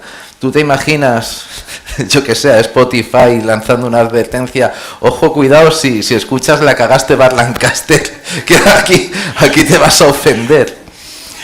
Es muy triste eso, porque me recuerda un poco cuando llegamos la primera vez a México, en el año 86. México era un país, conservador en el sentido de que los medios de comunicación no se podían decir palabras groserías, como decían ellos, ¿no? Y entonces no se podía decir mamón en la radio, ni marica, ni por supuesto ni una palabrota de esas que tenía yo en mis primeras canciones, ¿no? Y había un programa que se llamaba Siempre en Domingo, que era el programa más importante de la televisión, no solo en México, sino en casi toda Latinoamérica. Era un programa que se emitía para todo el mundo hispano y tenía audiencias de 50, 60 millones de personas viendo Siempre en Domingo, ¿no? Era importantísimo hacerlo, era cuando la televisión era importante, ¿no? para la música, ¿no? Y entonces el presentador, que era un tipo que se llamaba Raúl Velasco, que luego fue un gran amigo mío, el pobre ya fallecido hace unos años, el tipo no quería llevarnos al programa, porque era un programa del domingo por la mañana, entonces estaba todas las familias viendo el programa. Entonces, ¿cómo voy a llevar a estos tíos diciendo sufre mamón a Siempre en Domingo? Es imposible. Pero claro, y en domingo. Y en domingo, estaban todo el mundo en casa. Entonces, el cuerpo de Cristo sufre mamón. Exacto. Pero el tipo, claro, no tuvo más remedio que llevarnos, porque el grupo tenía tanto éxito que era un fenómeno sociológico tan importante que ya tuvo que ceder. Dice, ¿cómo no voy a llevar yo a estos tíos a mi programa? Que son ahora mismo lo más. Pero el tipo hizo una presentación y dijeron, quiero pedir perdón a las familias mexicanas que nos están viendo en este momento por el grupo que va a aparecer ahora en el escenario. Ellos son muy buenos chicos, utilizan un lenguaje un poco grosero, por favor, no se ofendan, ellos son españoles. Y hacía como una advertencia para que la gente dijera, ¿pero qué es esto? ¿No? Y tal, ¿no? Y entonces ya salimos nosotros, cantamos Sufre Mamón y Venecia, que es mucho peor todavía. Venecia, el día que la traduzcan van a flipar. Y el público se volvía loco cantando Sufre Mamón. Pero nos censuraron la canción, la ponían en la radio y se decía sufre pi y ponían un pitido. Y en las discotecas también, ponían Sufre Mamón y decían sufre pi, y toda la gente que estaba bailando en la discoteca decía ¡mamón! ¿Sabes? O sea, era increíble. Pues esto me recuerda un poquito a esta estupidez de Disney, que también estará dirigida por 4 tontos de estos del woke y tal, que, como te decía antes, han cedido a la presión, ¿no? Y tal, ¿no? Vamos a advertir que en Peter Pan sale un indio y tal. Y, joder, por favor. Pero esto lo que denota es que yo creo que es la base y la raíz del problema de todo lo que estamos hablando, como decía mi querido Augusto antes, es una ausencia total de sentido común. El sentido común, que es algo primordial, que todos deberíamos aplicarlo a todas las cosas, ha desaparecido, ¿te das cuenta? Entonces la gente se ofende porque sale un indio en Peter Pan, ¿sabes? O porque dices, pero por favor, si es una película para niños, son dibujos animados. Si es que no tienen ningún sentido. Espera, una cosa, que estabas hablando de televisión antes de... hablando de televisión, me voy a salir por una carretera secundaria. ¿Tú cómo has vivido la polémica de Broncano y Pablo Motos? A mí sinceramente me da igual, pero me da muchísima pena que hasta en eso han metido sus manazas. Hasta en eso han conseguido también no solo confrontarnos a todos unos con otros y tal, sino que también confrontan a programas de entretenimiento como es el de Broncano, con programas de entretenimiento como es el de Pablo. O sea, es increíble. O sea, es tan fácil como cambiar de canal. Me gusta Broncano, veo Broncano. Me gusta Pablo, veo Pablo. Pero ¿por qué? No, tienen que estar en guerra, ¿no? Tenemos que enfrentarlos, porque lo que estamos viviendo ahora es que la gente se enfrente, que es lo que nos da dinero, ¿me entiendes? Y entonces, pues yo no entro en eso. No conozco a Broncano, soy bastante amigo de Pablo y la verdad es que me parece todo tan estúpido que es que ni siquiera le presto atención. Y en ese mundo de cancelación, en ese mundo de enfrentamiento constante, la denominación de origen España tiene un plus de mala leche, de envidia, de odio. Siempre se ha dicho, ¿no?, que los españoles, la envidia es el pecado nacional y tal, pero bueno, yo creo que eso es una cosa de todo el mundo. O sea, la envidia no es patrimonio de los españoles. Yo creo que ocurre en todas partes. Sí, voy a hacer un ejercicio de... Pero te digo una cosa, yo creo que el que envidia sufre mucho, tío. Sí, ¿sabes? Sí. Sufre mucho. Y yo que me he sentido envidiado muchas veces en mi vida, con toda la lógica del mundo, porque yo tengo el trabajo más bonito del mundo, que es intentar hacer felices a las personas, y encima me pagan por hacerlo. Y el cantar canciones y la música, que es absolutamente mágica, ¿no?, que es un mundo completamente fuera de lo normal, pues es normal que la gente te envidie por poder tener un trabajo tan bonito y vivir una vida tan maravillosa y privilegiada como la que yo he tenido. Pero yo nunca en mi vida he envidiado a nadie. No he aprendido eso. Se le atribuye a Quevedo, la envidia a Quevedo el poeta, no el de reggaetón. La envidia va flaca y amarilla porque muerde pero no come. Claro, pero cuando a ti te envidian, pues dices, pues tío, jódete, ¿sabes? Porque sufres tú. Mamón. Si tú me envidias a mí, el que sufres eres tú, yo no. Y yo además, como soy tan despistado, ni siquiera me doy cuenta de que me están envidiando, ¿sabes? Vamos a hacer un ejercicio de algún trastorno psíquico o algo así, no lo sé. Tú imagínate que yo soy Irene Montero. Prefiero no. Imagínate, he dejado a los niños con Pablo y estoy aquí entrevistándote y claro, pues soy una inquisidora oficial con sueldo de eurodiputada, ¿no? Entonces, voy a ciscarme o voy a acusarte por algunas de tus canciones, ¿no? Primera, Matar a Castro. Oh. Anticomunista, fascista. No, eso es muy fácil. Antidemócrata. ¿Antidemócrata? Todo lo contrario, ¿no?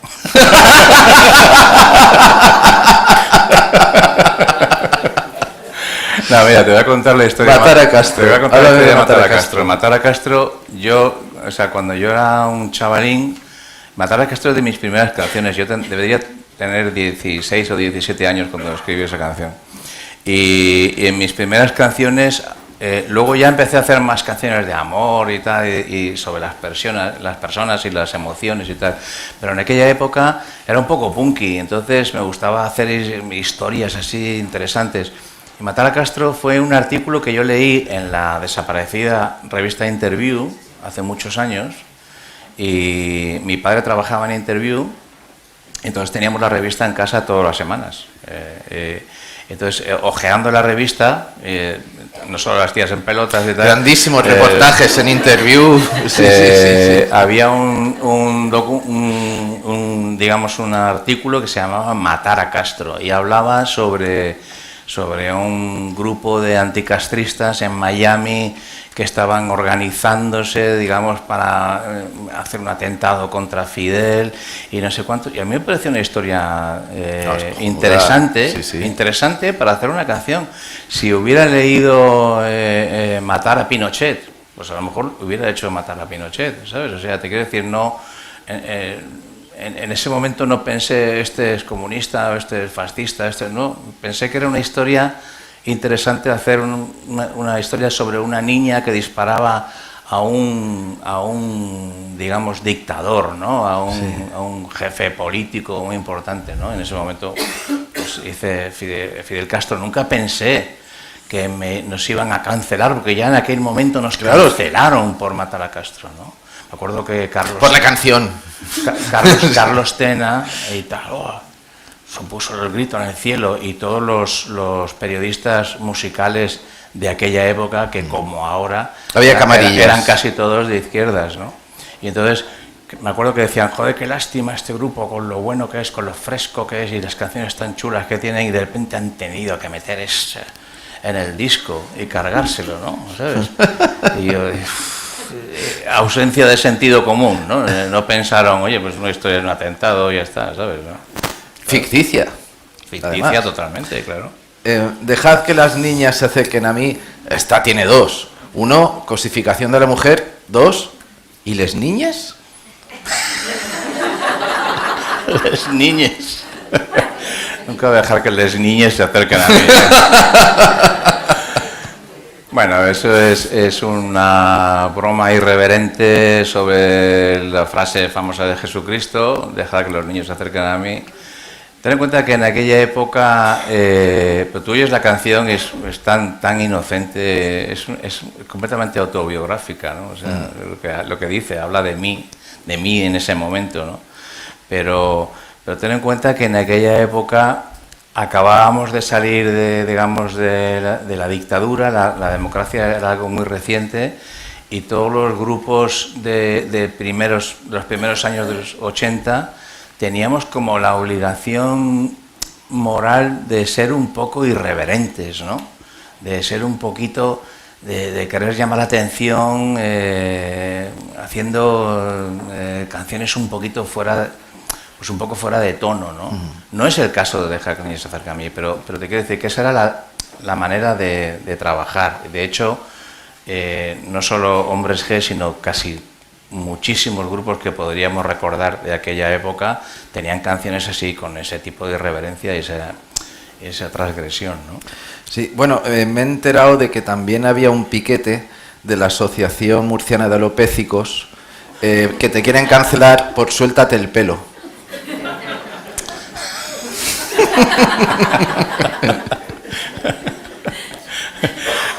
Sabes que ahora que cantas suéltate el pelo y siempre, ahora en este momento... Es cuando tiran los sujetadores. Tiran sujetadores al escenario. En los 80 era lluvia de sujetadores, ahora los traen de casa, algunos con la etiqueta puesta. Eso no cuenta. Se agradece, pero no es lo mismo.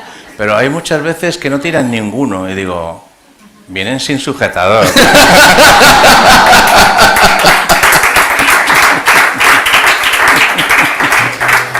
Antes María José hacía referencia a lo sucedido en Pasapalabra. Bueno, Ana Morgade, que estaba de concursante, dijo lo que dijo sobre Devuélveme a mi chica. Yo te voy a ser sincero, a mí lo de Ana Morgade, o sea, dices, bueno, va en la nómina. A mí lo que me tocó mucho los cojones es la postura del presentador, de Roberto Leal, que empezó cantándola y disfrutando, y sí, cuando Ana Morgade soltó el speech, se acojonó vivo y dijo, no, esto es cierto, esta es una canción que cosifica... Entró en el trapo, y entró en el trapo por cobardía. Sí, eso que Roberto es buen chico, o sea, yo me llevo bien con él, y Ana Morgade, te juro que no tengo absolutamente nada en contra de ella. Te voy a decir por qué, porque yo sí creo en la libertad de expresión, y creo que ella opinaba eso en ese momento, y está en su derecho de opinarlo, o sea, no tengo absolutamente nada que decir contra ella, ni siquiera contra Roberto, que Roberto se vio un poco presionado ahí con el rollo de intentar quedar bien con ella en ese momento y tal. Pero yo, fíjate, estaba viendo el programa porque a mí siempre estoy esperando las noticias y veo siempre un trocito de Pasapalabra, y justo me tocó verlo, ¿no? Entonces, cuando pusieron Sufragamón dije, joder, qué buen rollo, ¿no? Y tal, ¿no? Fíjate, perdona, te pongo un antecedentes. Unas semanas antes, habíamos hecho un programa que se llama El Desafío o algo así. De la productora de Pablo Motos. Que lo hacía Roberto Leal también, lo presentaba, y se había hecho habíamos llamado, ¿cómo se llama? María Pombo. María Pombo venía, el reto de ella era tocar con los hombres G, decía, yo soy capaz de tocar el bajo con hombres G, sufre mamón. Y se hicieron varios programas ensayando con ella, se tocó la canción y no pasó nada. Y al poco tiempo pasó esto, ¿no? Y yo lo estaba viendo, digo, comentario de Ana Morgade, y dije, bueno, vale. Luego Roberto dijo esto, y dije, vale. Pero es que al día siguiente, que eso fue lo que a mí sí que me tocó los cojones, el programa Pasapalabra en Twitter puso...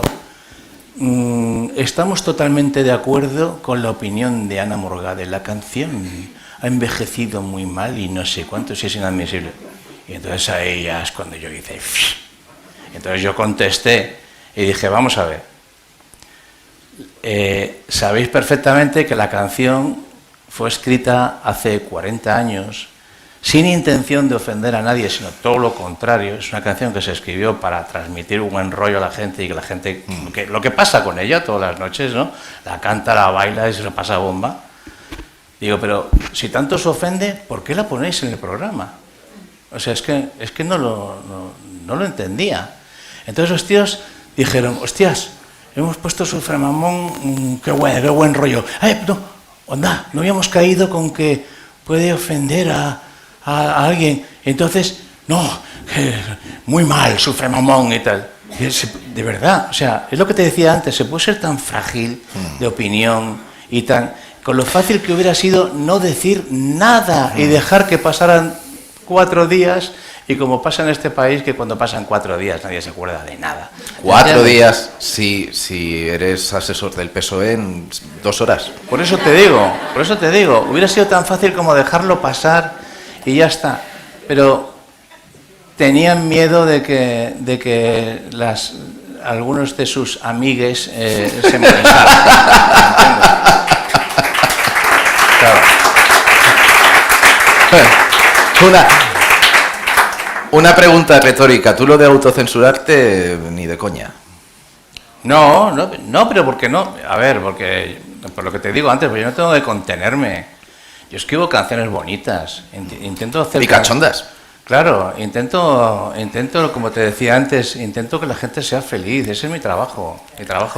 Tú sabes lo que dicen siempre de que la felicidad consiste en hacer felices a los que te rodean, ¿no? Sí. Pues imagínate lo que es estar delante de 17.000 personas en sí, el Wizzing, pero que tú has 20.000 actuado para cuánto. Personas y verles a todos sonriendo, cantando. En el puto Madison Square Garden, por ejemplo. Claro, ¿no? y les ves tan felices que eso a mí me hace muy feliz. Por eso me hace seguir cantando cada noche esas canciones y no me canso nunca de ello, porque yo no me puedo cansar de ver a la gente feliz. Entonces, es lo que te digo, ahora me pongo a hacer canciones, ahora estoy componiendo en estos días y estoy haciendo canciones con la misma intención, que cuando la gente las escuche, pues sienta algo en su corazón, que le lleguen, que les ponga un poco los pelos de punta, que les hagan reír o llorar, o sea, que sacar sus emociones. En eso consiste el trabajo de un artista, ¿no? Sí, supongo que también en Milán, cuando verías a tu público milanés feliz, ¿no? ¿Y cuando cantaste Venecia? Igual. Fíjate, cuenta la historia de cantar en claro, Venecia. Es que era la primera vez que tocábamos en Italia y yo pensé, o sea, tal y como están las cosas en este momento, que no están los romabollos, digo, cuando escuchen la canción y vean lo que dice la letra, pues a ver. Pero claro, el público que teníamos en Italia, como en casi todas partes, es público hispanohablante, ¿no? Italia, como casi todos los países de Europa, gracias a Dios, está cada vez más lleno de latinos y de todos los países de Latinoamérica que han ido a migrar y a buscarse la vida a Europa. Entonces todo nuestro público, que tuvimos 12.000 personas en Milán, eran casi todos hispanohablantes, menos los guardas, los de seguridad, que estaban así delante del escenario. Y cuando empieza Javier, yo sono el caporal, pues dice, ¿qué dice este tío? Claro, pero sobre todo por la palabra mafia. Claro. En Italia, cuando sacamos la canción en el 85, dijimos, coño, vamos a sacarla en Italia. Y nos dijeron, no se puede, en Italia no se puede decir la palabra mafia en una canción, porque no se puede. Ya en el 85. Entonces, por eso nunca salió. Entonces yo por eso tenía miedo.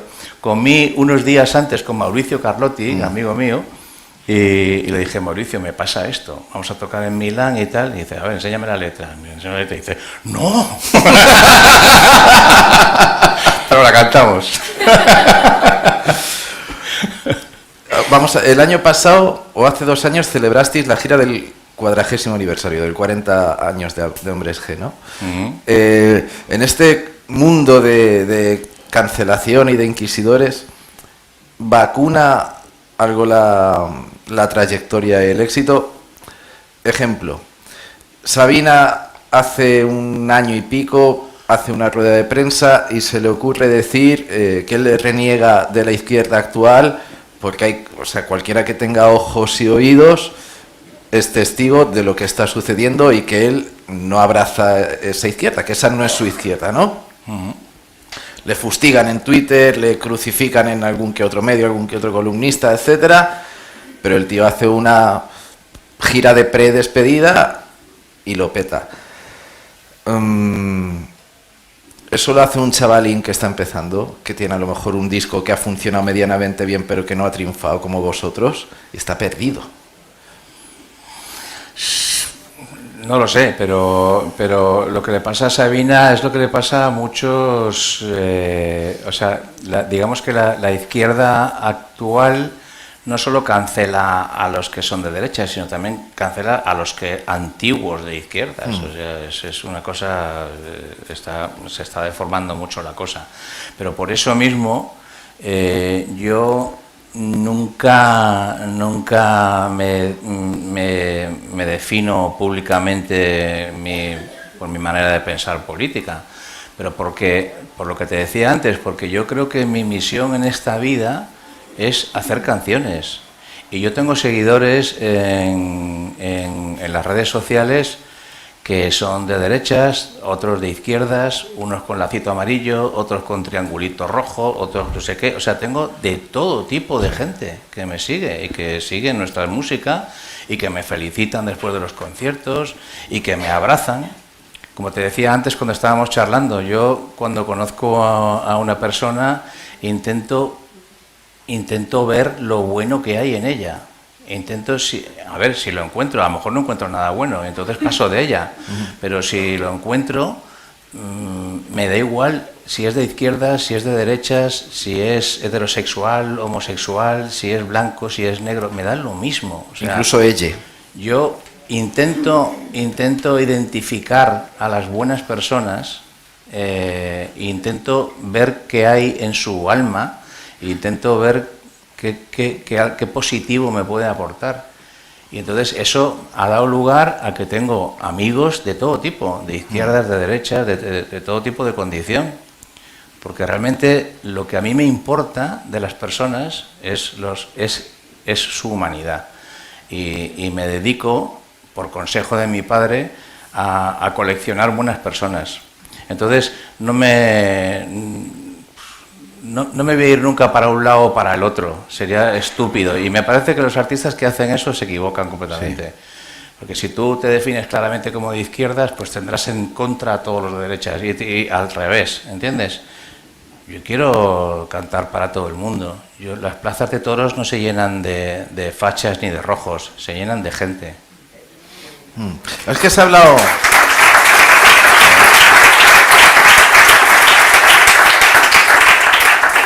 Has hablado de la felicidad.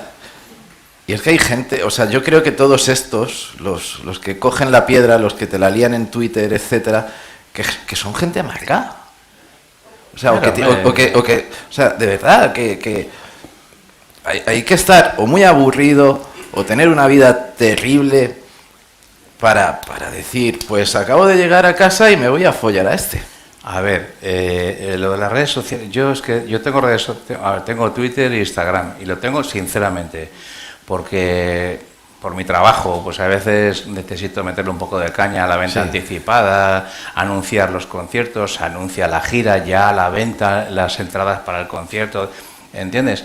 Y digamos, estamos en un mundo en que las redes sociales es una herramienta, es un altavoz de promoción, un altavoz enorme y tal, pero yo no hago ni puto caso, yo no pongo opiniones personales. ¿A quién coño le importa mi opinión sobre nada? Yo lo único que lo hago es para trabajar, y entonces le doy la importancia que tiene. El tío que escribe en el Twitter y que está todo el día ahí lleno de odio, y el Twitter ya es un estercolero, ya es un porcentaje demasiado alto de mal rollo, tío, y ¿sabes?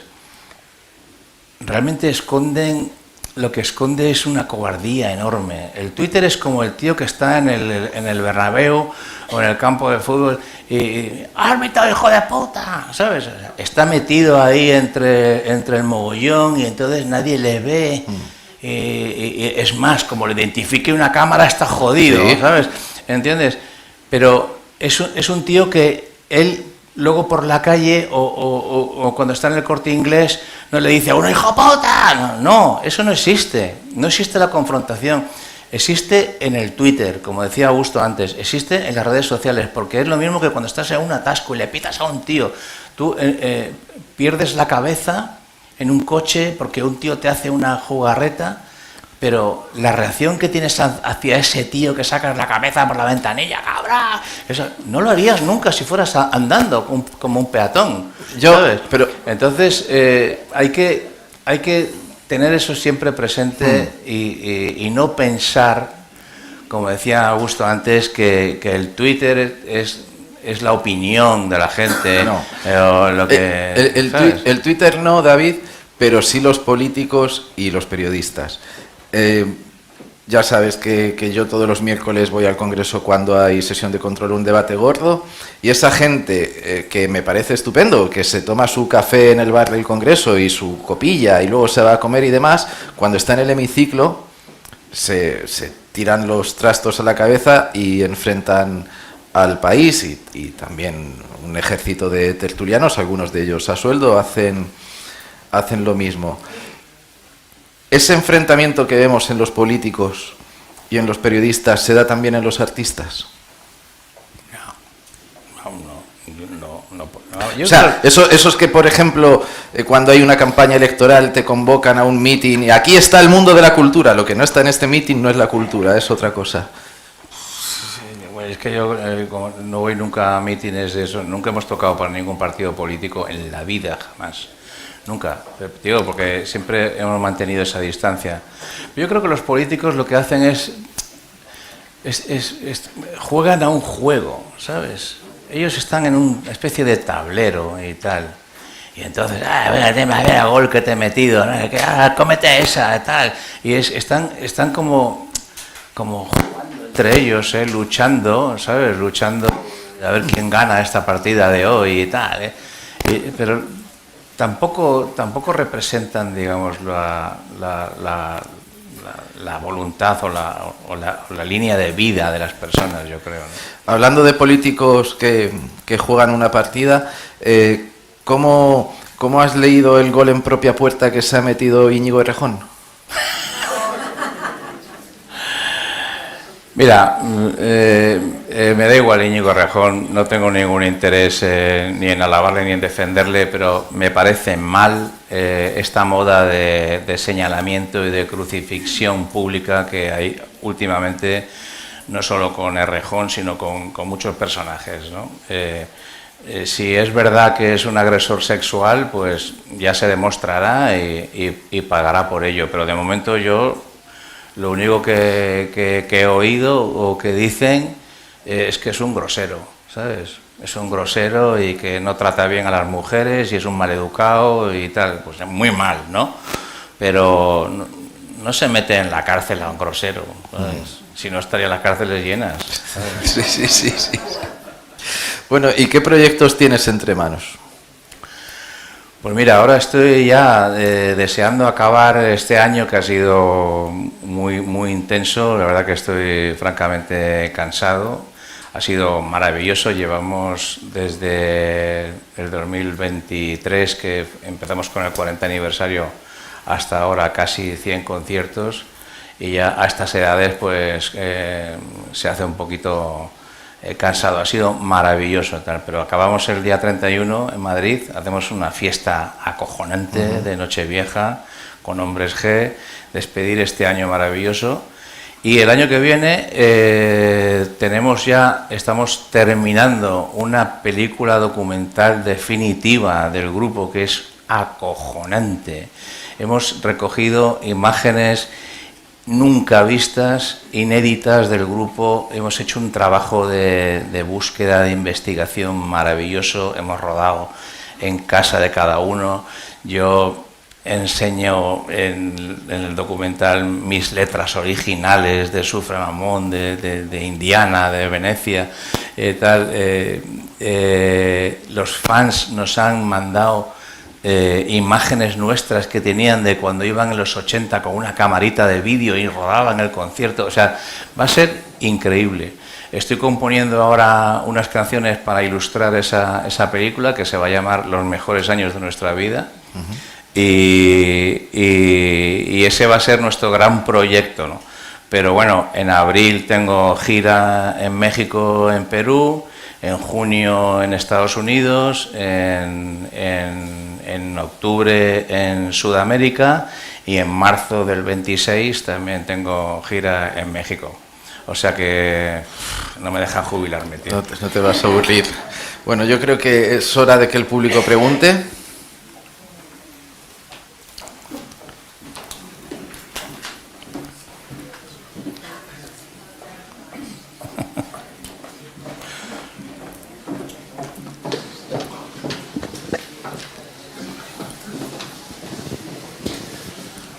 Buenas noches, de nuevo. ¿Cómo estás? Pues le doy las gracias por estar usted aquí, porque aparte de los conciertos, pues como persona, pues no le conocía. Le he conocido esta noche y estoy de acuerdo con su presentadora.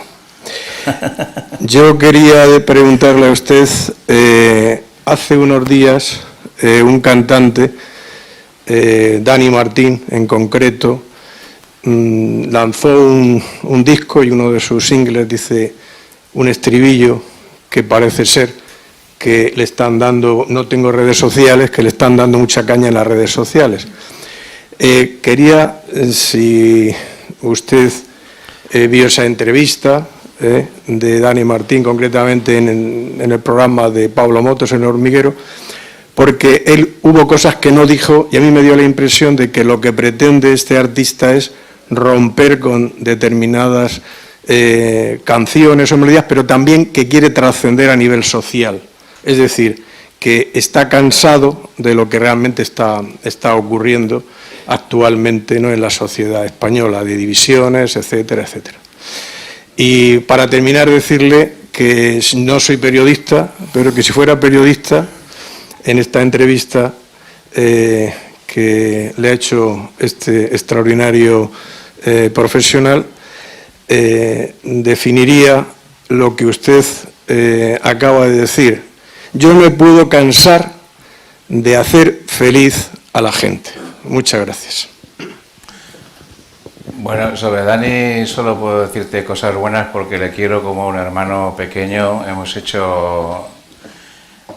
Te digo que la primera vez que yo conocí a Dani fue aquí en Murcia. Es increíble, o sea, fue aquí en Murcia. Hicimos un concierto en la Plaza de Toros en el año 2000 y Dani, yo no le conocía, ellos estaban empezando el Canto del Loco. Y llegué al hotel, al lobby del hotel, y estaba ahí justo, y me vio llegar y se hincó de rodillas en el lobby, me cogió las manos y me las besó. O sea, él ha sido siempre un fanático de Hombres G. Cuando era un niño soñaba con ser un hombre G, y cuando nos conocimos nos hicimos prácticamente hermanos para siempre, ¿no? Este último disco no me ha dado tiempo a escucharlo, he escuchado un single que ha sacado y tal, así un poco, pero sinceramente no lo he podido escuchar entero. Pero Dani siempre quiere hacer algo diferente, hacer algo transgresor. Creo que el estribillo al que hace referencia dice exactamente iros todos a tomar por pip. Sí, me han hablado de la canción, pero no la he podido escuchar todavía, de verdad te lo digo con sinceridad. Pero bueno, lo que te digo, estamos hablando de la libertad de expresión, que cada uno diga lo que quiera. Es el nombre de un disco en directo de Extremo Duro de 1997. Exactamente, ya lo hizo Robe hace muchos años. Pero te quiero decir que en la música y en todo, y en el cine, y en la pintura, y en la literatura, hay un enorme abanico de opciones. Yo no entiendo por qué la gente se ofende por una canción, Tío, si te ofende, no la escuches, escucha otra cosa. Si esta película te ofende, no vayas. Mira otra cosa. Si es que hay arte y canciones y expresiones culturales para todo el mundo, ¿no? Y todo lo que haga Dani siempre me parece bien.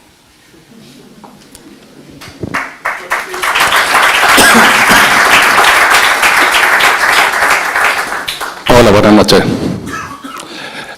Estamos hablando de la censura que pueden sufrir tus letras de las canciones, y yo creo que se nos está pasando uno de los puntos más míticos de las letras de tus canciones, junto con el Sufre Mamón, que es aquella famosa agendilla de teléfono.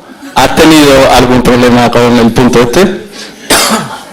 No, yo no he tenido ningún problema, pero sí me han llamado la atención por eso. Fíjate, dice, bueno, vamos a ver qué encontramos en esta agendilla de teléfonos. Marta, María del Mar, Ana, Elena estará, no sé.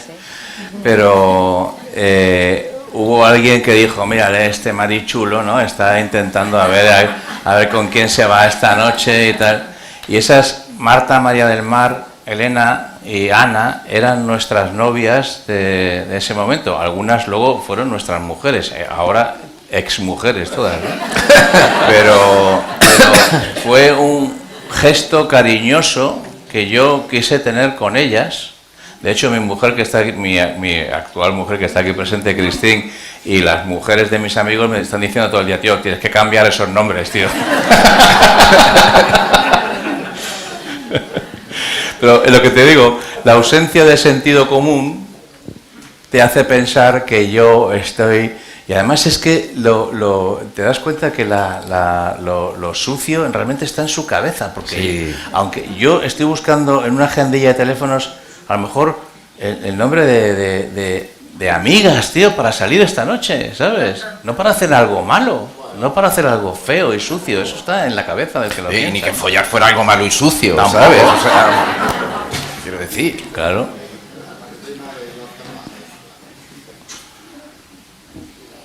¿Quieres preguntar algo, Chris, o no?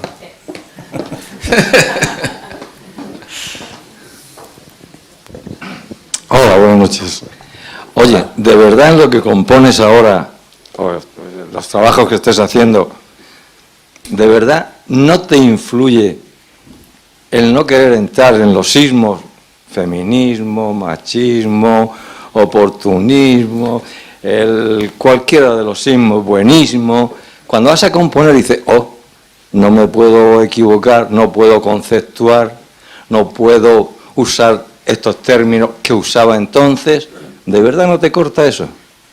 De verdad, porque ya no estoy en esa sintonía, o sea, digamos, cuando empecé a hacer canciones yo era bastante gamberro y mi vida era así. Yo lo que canto en Visita Nuestro Bar, ¿qué te pasa? ¿Estás borracho? Es que mi vida era así, yo estaba siempre en bares con amigos, borracho, con chicas, o sea, cuánto y tal. Pero es que tengo 60 años, entonces ahora mi vida no es así. Y yo siempre soy muy sincero con lo que escribo. Y en este momento lo que me pide el cuerpo es hacer canciones de amor para mi mujer, hacer canciones para mis amigos, hacer canciones para la gente que me rodea, pero es que ni siquiera me planteo que puedan ofender a nadie, porque es que es imposible, o sea, hacer una canción de amor donde la ternura sea algo imprescindible, donde puedas ordenar palabras bonitas y hacer que suene una melodía preciosa, es que eso no puede ofender a nadie. Entonces no tengo que hacer ese ejercicio, ya no quiero hacer canciones para meter el dedo en el ojo a nadie, no tengo ningún interés. Ya hay demasiada gente metiéndose el dedo en el ojo constantemente, ¿no? Bueno, gracias.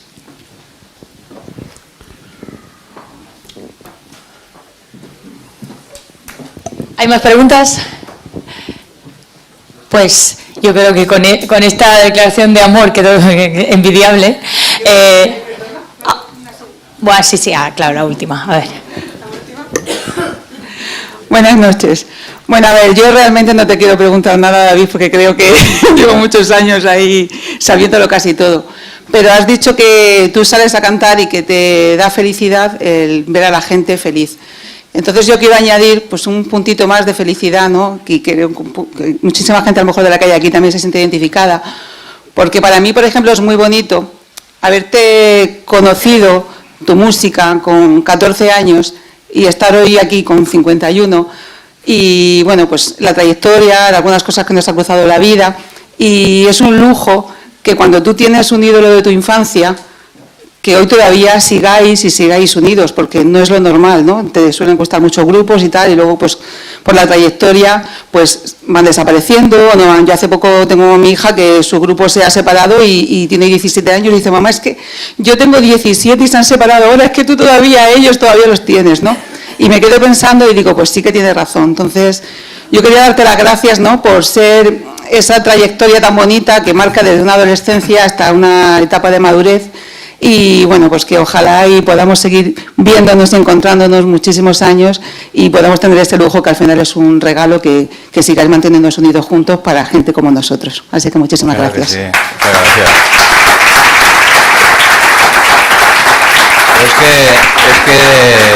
Es que ya cuando teníamos 17, 18 años, yo ya me intentaba coleccionar algunas personas. Entonces, mis compañeros, los hombres G, son mis hermanos, mis mejores amigos de toda la vida, con los que he recorrido el mundo. Lo hemos pasado muy bien, a veces también mal, hemos sufrido, hemos gozado. La música engancha muchísimo y gracias al cariño de gente como tú, de nuestros fans, de nuestro público, pues siempre nos han dado ese empujón, ¿no? Porque yo le digo a mi hijo Dani, que es músico también, le digo, Dani, le digo lo mismo que le digo a todos los chavales, digo, el mejor consejo que te puedo decir es no te rindas nunca, porque van a intentar joderte, te van a poner sillas por en medio, te van a criticar, te van a poner a parir. En el momento en que tú digas no puedo más, bajar los brazos y me voy a dedicar a otra cosa, ahí la jodiste. O sea, tú no puedes rendirte nunca. Y nosotros nunca nos hemos rendido y nos han puesto a parir todo lo que han querido, sobre todo los primeros. Ahora ya somos mayores y nos respetan un poco más, pero cuando empezamos yo creo que no ha habido grupo más criticado que Hombres G en la vida. Hay gente que todavía te dice, a mí me gustaba ir mucho y yo no lo podía decir porque me pegaban en el colegio y tal. Y claro, y entonces todo eso nunca consiguió que nos rindiéramos, ¿entiendes? Nosotros siempre creímos en nosotros mismos, siempre tuvimos confianza en nuestras canciones, en nuestra música y seguimos siempre para adelante y así seguimos, porque esto parece que no tiene techo. Ahora vamos a tocar en abril en el Estadio Nacional de Lima, por ejemplo, 55.000 entradas vendidas en 24 horas. En México hacemos el Foro Sol, que son 50.000 entradas, 50.000 personas se han vendido el primer día y ya está el segundo día a la venta. O sea, te quiero decir, no sabemos cuándo se va a acabar esto. Me imagino que cuando estemos jodidos, cuando tengamos problemas de salud, cuando nos flaqueen las piernas y no podamos ya llevar este ritmo de vida, ¿no? Pero todavía nos queda. El segundo mejor consejo para Dani, el de la mano y el culo de tu padre. También. Un final muy Úbeda. Llegamos al final, hombre, que no se va a acabar nunca. Nosotros, nuestras jornadas se acaban aquí. Esperamos poder continuarlas el año que viene, si todo sale bien. Yo quería dar las gracias a este público maravilloso que nos ha acompañado estos 2 días. Muchas gracias por estar con nosotros. Muchas gracias a todos.